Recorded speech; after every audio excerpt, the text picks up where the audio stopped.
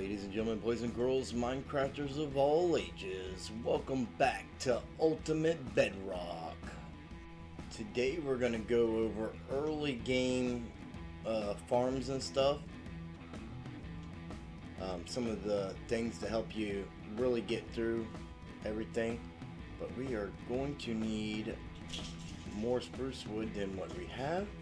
So while we're getting something set up, we're just going to come back here and we're going to plant a spruce tree. Wait for a giant spruce tree to grow. That should give us more than enough wood for what we need. And early game, it's very important to get your crops all situated, right? Food and survival is so important, so that's basically what we're going to work on today. Now, for our particular situation here, we have, this nice little inlet here that we're on, and I think this right here is a good little spot for a beginning crop field. Use the water that's already in your world to your advantage. Like all this right here on this bottom layer, I mean, this is all cultivated by the water right here coming off the ocean. So we don't even have to worry about that. And let's go ahead and pop down some seeds and get this growing. Now, if time is an issue, alternating crops can help speed up the process. I like to use slabs to cover my water spots.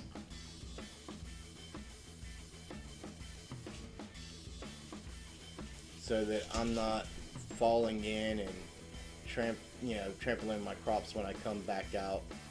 And you can share a water source with the slab, no problem. Also, if we had mangrove roots, honestly, the way that it looks with the water down in there and the roots all around it and everything, I would probably use that just to add a little extra bit of aesthetics to it. So you can water 4 ways.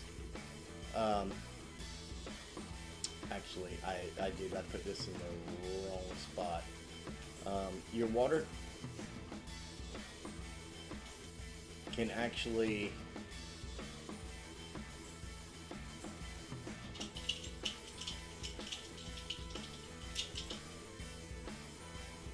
saturate your field up to 4 blocks away. But you should end up with something similar to this here, depending upon your landscape. And I mean, with the water saturating the dirt 4 blocks away, that means I could go another 4 this way, and then on the 5th block, put a water source, and my crops would be completely saturated and be fine. Now, what we're going to do is we're going to go ahead and get us some potatoes going here too.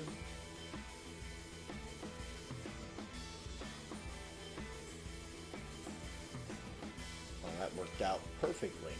And these are the crops that we have, so this is what we're using. And we'll get some carrots up here.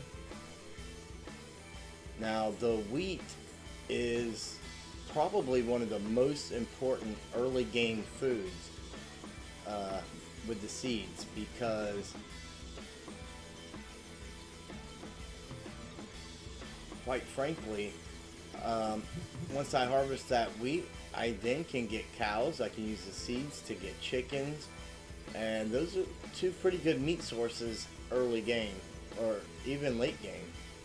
Steak is a pretty good meat source. Now, we have these glowberries that we acquired while down mining for resources and stuff, and just to add a little bit more life to the house and things like that, I like to hang glowberries from the corners, just like so.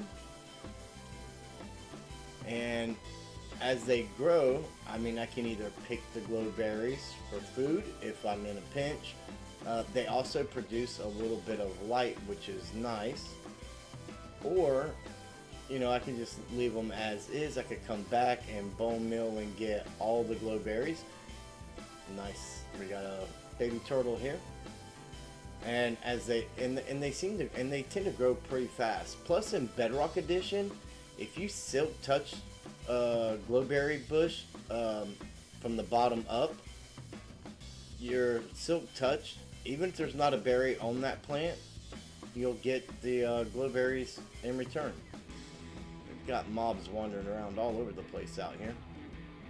So we're gonna let our crops grow, and we're gonna let that tree grow. I'm gonna chop down that tree, and I'm gonna harvest these crops and get them going.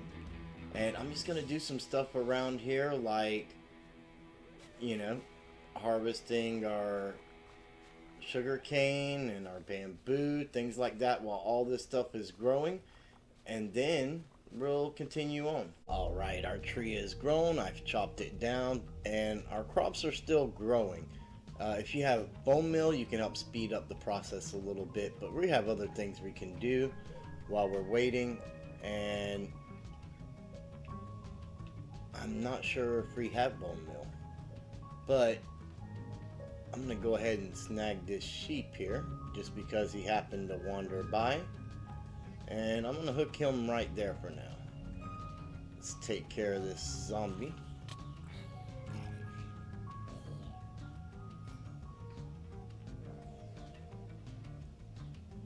We've got a skeleton over here under this tree.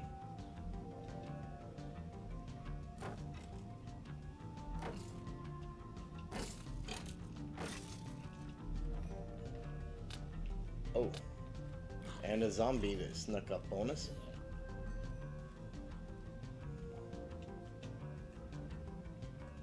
It's important that you eat whenever your health isn't regenning, because you need full saturation on your hunger bars for it to generate regen properly. Now, while we're waiting on our crops to grow, we can actually build somewheres to store our animals that we want. Pigs generally don't have much of to offer, and as far as anything outside of the food. So if I need food, I'll kill them out, and well, I'm out and about like that. But in general, I don't normally waste my time pinning them up. However, again, the cows, the chickens are good meat. So are the sheep, and the sheep will actually help provide you with wool that you need to make beds and do a lot of cool stuff. We've already secured a sheep here, so with one more sheep we would be able to start breeding. And I think back here would be a good little spot to put an animal pen. So we're gonna go 1, 2, 3, 4, 5. 2, 3, 4, 5. And bring this up. And we're gonna want to put our cows in here. So what we actually need is a gate now. Let's get us some sticks and get us a gate.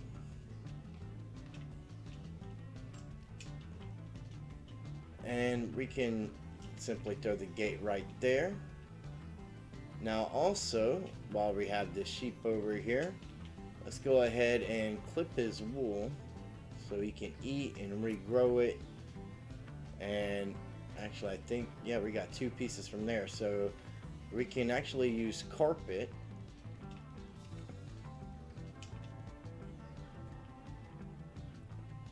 And we can place a piece of carpet right here on this corner, and we'll be able to jump in and out of the pen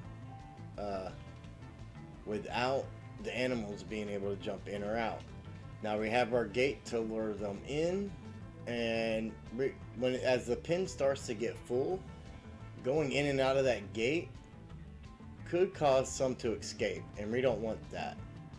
So I think we're going to put our cows over here, and then let's go right here, and we can make another one for some chickens. We're actually going to need 2 more gates, so let's do that.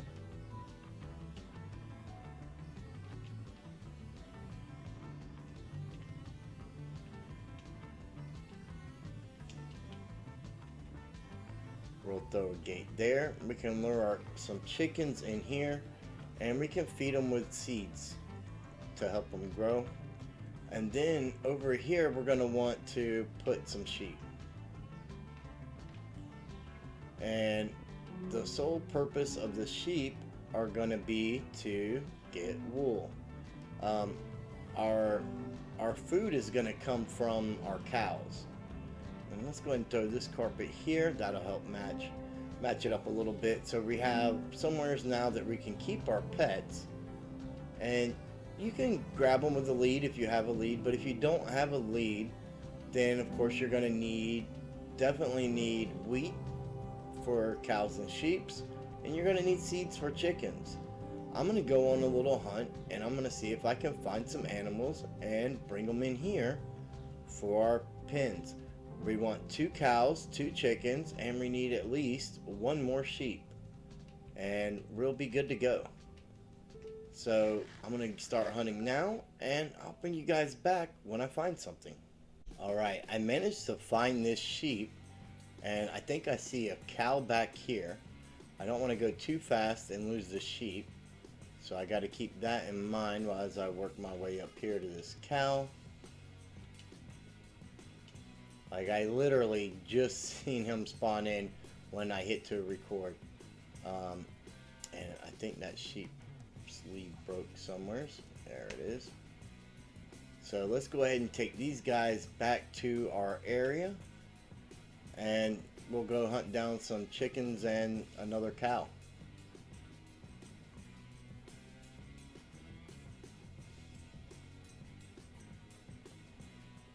So once you've gotten your animals, you can start breeding them up right away, and this will help your food sources. The cows will give you leather, which you need for your bookshelves, for your enchanting and things like that. And I mean, sheep will provide you with wool for building and beds and things of that nature. And the mutton that they give you for food isn't that bad either.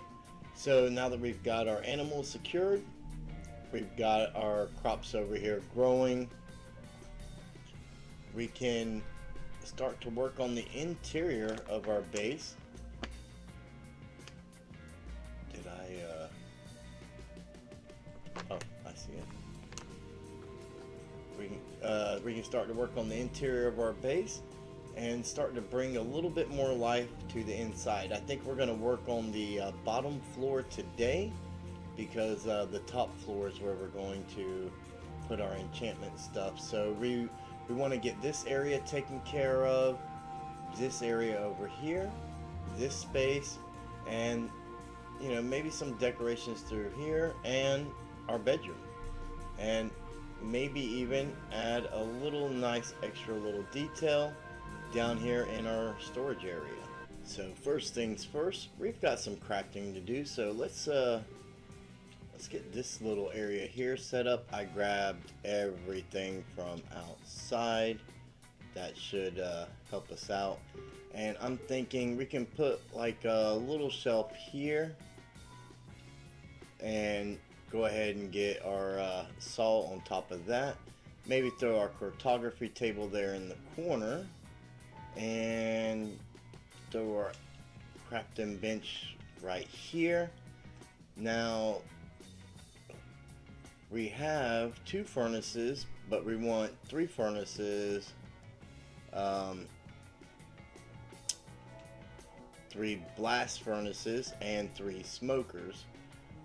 We can go ahead and do the 3 smokers. We're going to need a couple composters.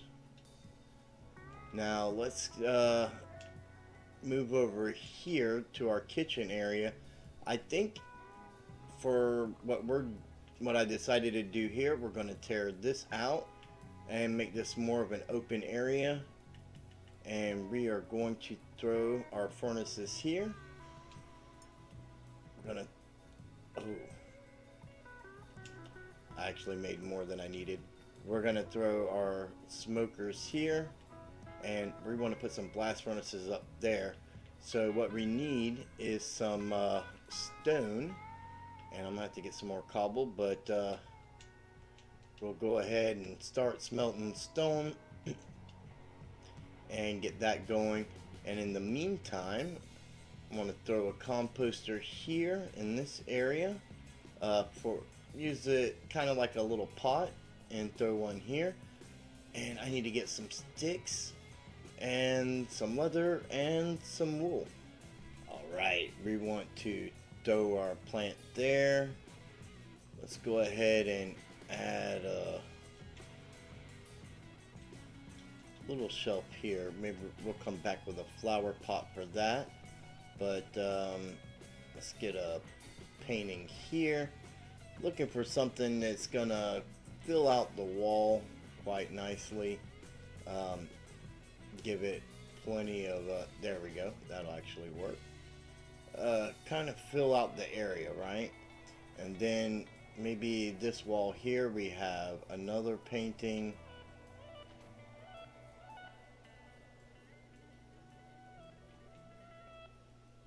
Which disappeared. We get our painting here. Maybe go ahead and add another, add another bush in our composter over here.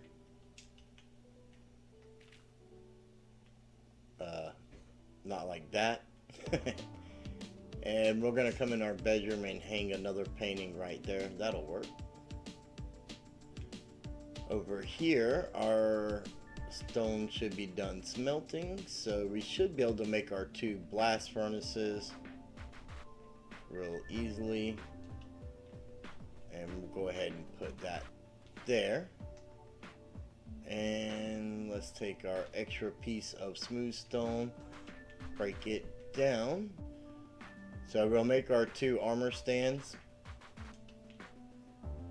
and we'll place one over there, and we'll go down into our storage area and place another one right there. Okay, actually I would rather that face us directly this way, like that.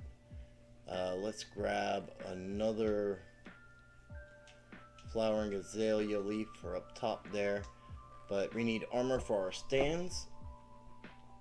We can grab a couple of these golden helmets.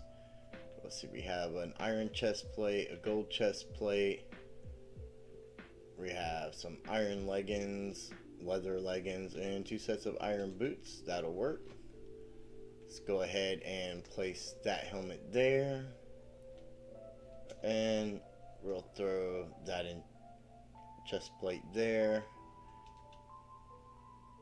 Throw those leggings and those boots. Somehow I ended up with an extra helmet.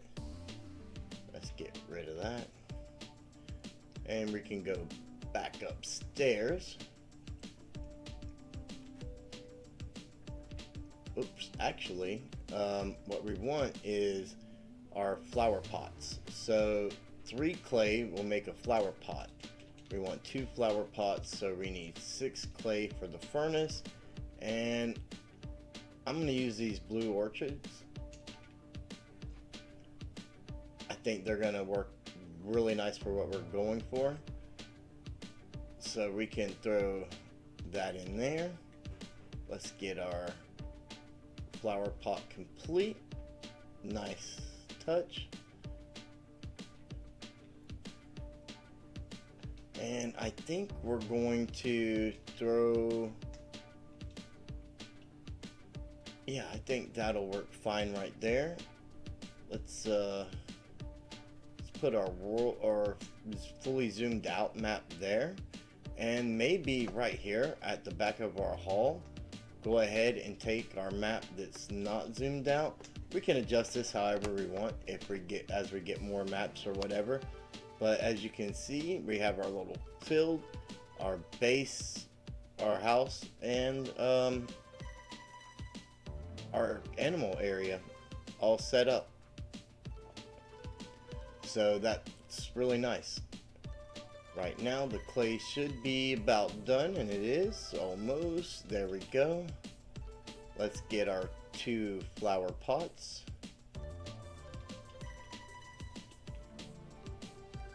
Add a little bit of extra life in here.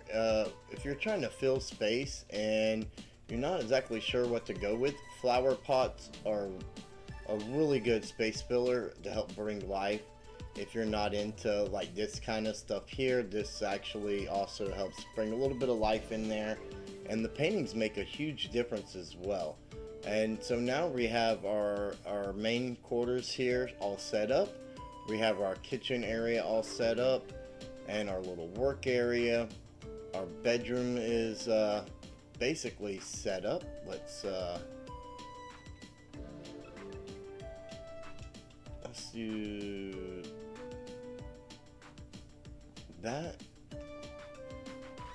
just like that, and we can throw some gear on this armor stand here.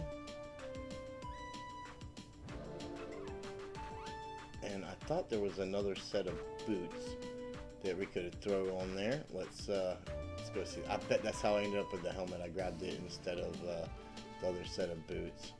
Yep, there we go. So, I mean, decorating the interior is not that hard. We've got function. So when we need to do our maps, we have our little map area, our crafting table, our stone cutter, and all of our smelting needs right here together. And I mean, basically, as far as a starter position goes, that's pretty much a good start. We have crops that we can use for food and feed for our animals, and we have the 3 main types of animals. Until we can get an affinity bow, chickens, their feathers with flint are great for making arrows, and of course the cows with the leather for the bookshelves and things like that. Not to mention the beef is a good food source, and our sheep for the wool for building and beds and things like that right there. And that sheep just grew right before our eyes magically into an adult. That's amazing. One of the important things to remember when you're doing your interiors is to do what you like. You can make the space as efficient or aesthetically pleasing as you desire, you know, based on what you like to do with your play style and everything. I like to have a little bit of life and a little bit of luxury type things going on in my bases, as well as functionality. The more workstations and things you put in can kind of become a little bit cluttered if you don't have areas dedicated for those specific things, and a lot of things aren't necessarily early game type of things to get a hold of, and things like the fletching table just don't even have a use. So, you know, I hope you guys enjoyed learning about the importance of the early game crops and animals, getting things set up. And next time we're going to do a live stream and get what we need so that we can you know, get the bookshelves and everything we need for an enchantment setup or whatever. And in the next episode, we'll tackle the upstairs area. We'll get our enchantment setup all squared away, as well as, you know, designing the rest of what's going on up here. And if you enjoyed it, be sure to give it a thumbs up, share it with your friends, And if you're not already, subscribe so you never miss a video. And you can get notifications for each and every episode that we have here on Ultimate Bedrock, Forever Bedrock, and the Minecraft Survival Let's Play series. And I'll see each and every one of you in the next video.